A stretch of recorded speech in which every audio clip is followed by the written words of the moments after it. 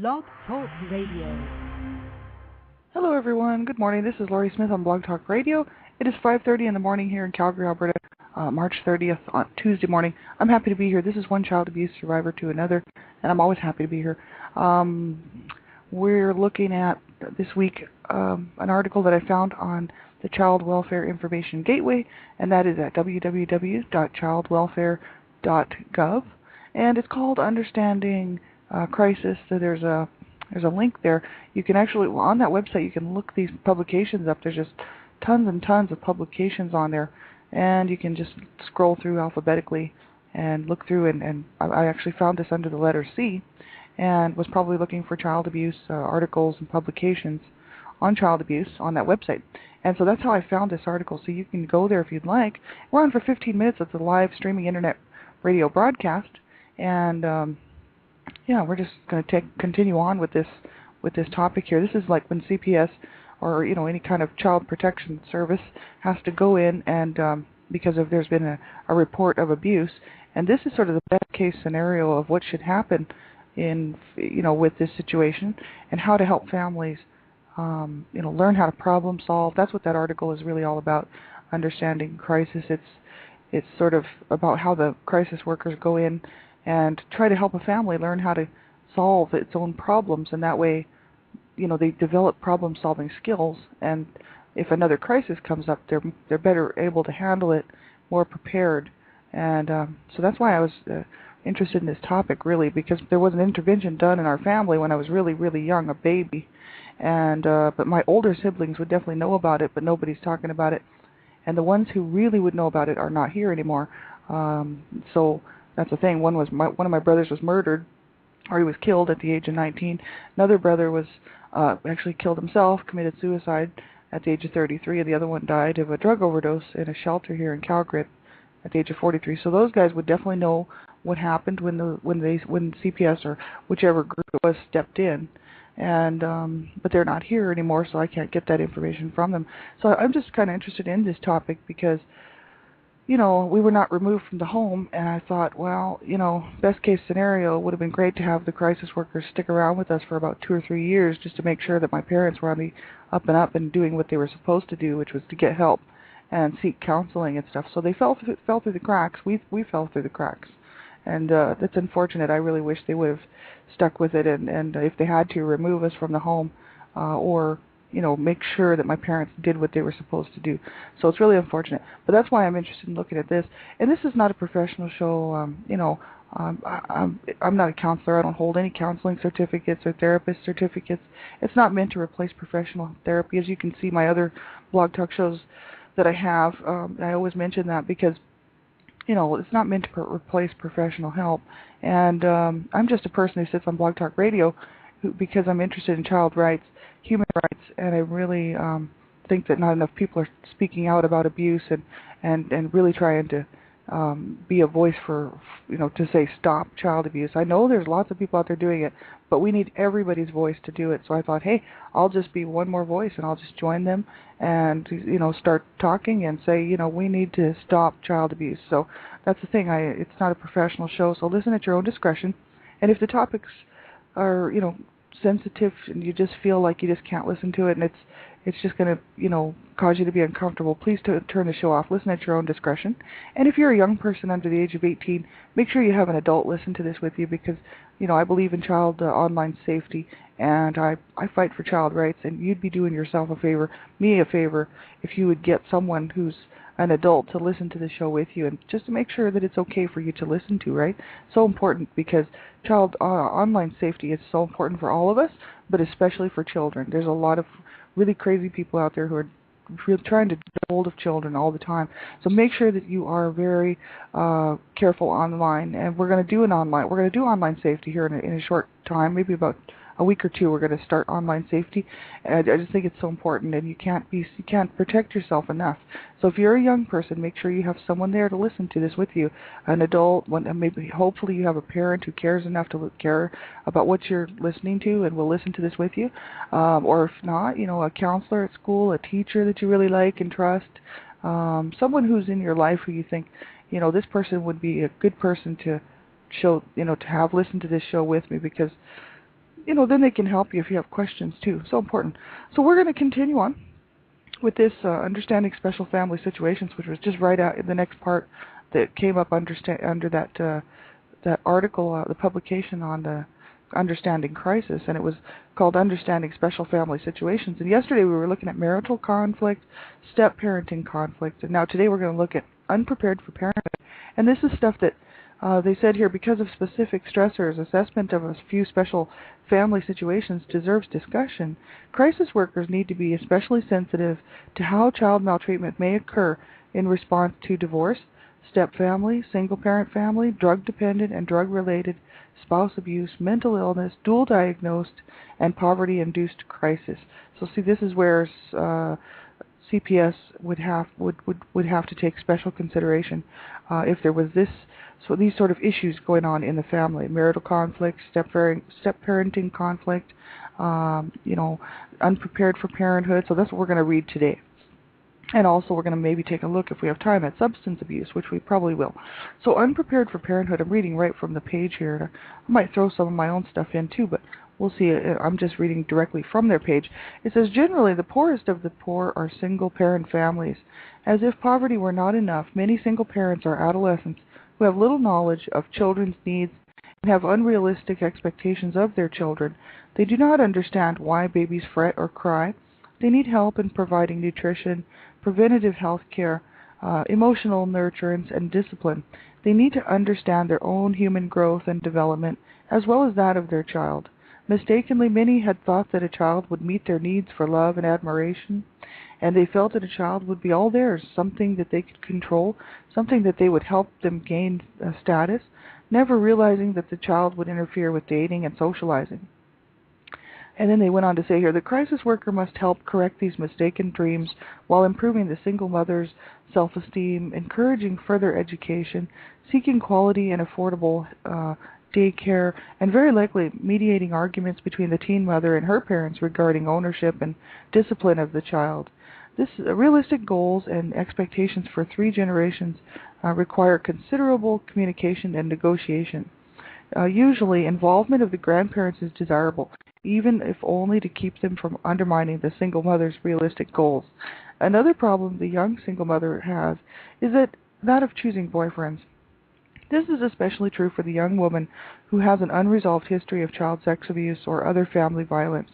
Many boyfriends who are not bonded to the single mother's child misuse the child.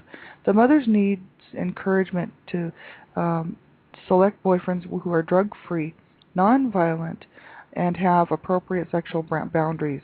Improved self-esteem and assertiveness are helpful in the mother's attempts to set boundaries. And that's, I think, so important, because a lot of young people, and it is not, not every young person abuses their child. That's a fact. But I think that some young people, especially single parent family young people who have children, it's so hard on them because of the stresses involved, and it's no wonder. It's hard enough for 2 people, to rear children, let alone one person on their own, and especially someone who's really young. I actually saw this in friends. I had friends who had children at very young ages, and they were on their own, and they didn't have really any good support from family members to help them to raise these children, and they had a lot of issues themselves, and wanted to continue the party lifestyle and wanted to continue having fun because they were still young, see. And, but that doesn't mean that all young people do that, but I've seen in my own self that it can happen. The person who pays the price, of course, is the poor child, right, because the baby, grows up without that, sort of stable background, right? If the single young person who's raising this baby is just partying and doesn't want to take responsibility for, to make sure that the child's getting everything that they need, because they want to go to the movies, they want to do everything that they used to do, but now they have this baby. It's really quite something to if you know someone who's really young, who has a child, it's a good idea to try to help out as much as possible. I know that I used to try to help out when I could, and especially just with support, just being there for my friends and who had these children who were so young. And just to try to be there for them, to try to give them some support, right? Because it's so important that they're struggling, and then to have lack of money and resources and daycare, just the whole thing becomes a bit much, and it's hard on them, and it's really hard on the children. So we got to make sure that we look out for young people who have children like that and just try to help them when we can, right? And then we'll go on. We're just going to start substance abuse. It says alcohol and many other drugs are disinhibitors, making it easier for users to lose control of impulses, thereby engaging in physical, sexual, or emotional abuse.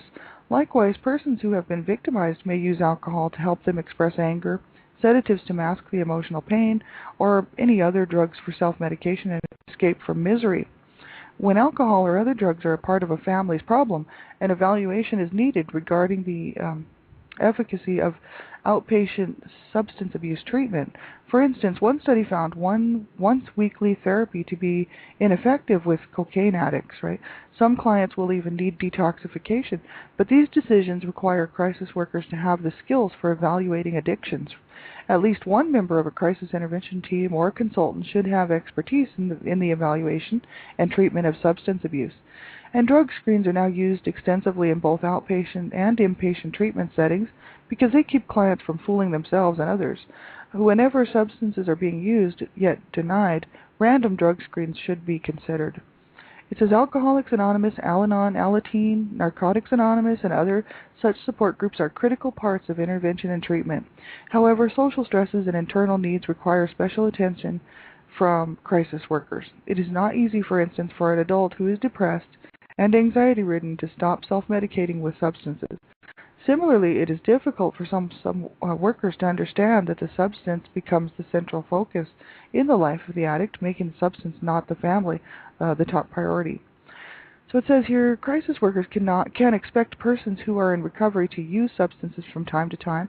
Some crisis workers feel rejected and disappointed when this occurs, in turn rejecting the addicted client. Learning that relapse is part of recovery is essential for successful assessment and treatment. Drug dependency should not be the only concern. Dealing drugs is a major business, putting many youth at risk of seeing drug-related violence on bad deals.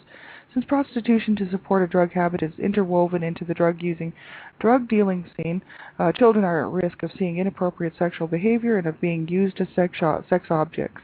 To work with these families requires streetwise training for crisis workers and specific guidelines for clinical intervention. Crisis workers need to help the youth in these families find recreational, educational, social, and spiritual activities that move them toward a drug-free, productive life. The spiritual activities must be voluntary and agreeable with the parents as well as the youth. So that's just so important, right? That lots of people have drug problems and lots of parents have drug problems. My parents and alcohol. My parents didn't have drug problems or alcohol problems. Their problems were their own sort of mental stability and emotional stability. And I knew people who had parents who were substance abusers, and they, it was hard for them. They were, I knew kids growing up who had parents who were alcoholics and stuff, and it's hard for those kids. It was hard enough growing up in my home without my parents doing drugs, so I can imagine how hard it is when your parents are doing drugs. And, when CPS goes in, there's been a report of abuse, and they have to really take into special consideration that, their parents are having a hard time coping, and if they are abusing their children, they very well might be using substances as well. In my parents' case, they just did not know how to cope, and they were using corporal punishment, to discipline their children, and they had anger management problems, right? So they would just lash out, and instead of just having a time out and talking to their children, they would just beat on them, right? So that was their big thing. But they weren't using drugs or anything like that. But I knew who kids whose parents were, and they had a hard time, and it is hard. It's hard on families for sure. It is. And tomorrow we're going to look at spouse abuse. We're going to look at mental illness, and if we have time, we'll see how far we can get. So thanks so much for tuning in, everybody. We have about not even a minute left. I'm the Canada Regional Director for Dreamcatchers for abused children, and I'm so happy to stand with them and just to promote awareness, education, prevention to stop child abuse. You can check out their website at www.dreamcatchersforabusedchildren.com, and you can they're on Facebook. They're everywhere. They're at LinkedIn, MySpace. There's some great information there regarding how to report child abuse, what is child abuse, all the different kinds of child abuse. Tonight we're going to be on Dreamcatchers Talk Radio, 6:30 p.m. Eastern Standard Time, and that's at www.blogtalkradio.com/Dreamcatchers. And best-selling author and president of Dreamcatchers for Abused Children, Donna Shear, will be hosting, and I'll be co-hosting. We'll be on for half an hour tonight live, and I sure hope you can tune in to that, because we're going to have some great information. And, the information you get off those websites, the www.dreamcatchersforabusedchildren.com, you can save a child's life with that information. You want to check it out. We want to get proactive and start saving these children's lives, and it's my main focus in life, and so I sure hope that you'll join us. And thanks so much for tuning in, everybody. Have a great day, and we'll talk to you tomorrow. I'll be back on same time, 5:30 in the morning, one child abuse survivor to another. So take care, everybody. Bye-bye.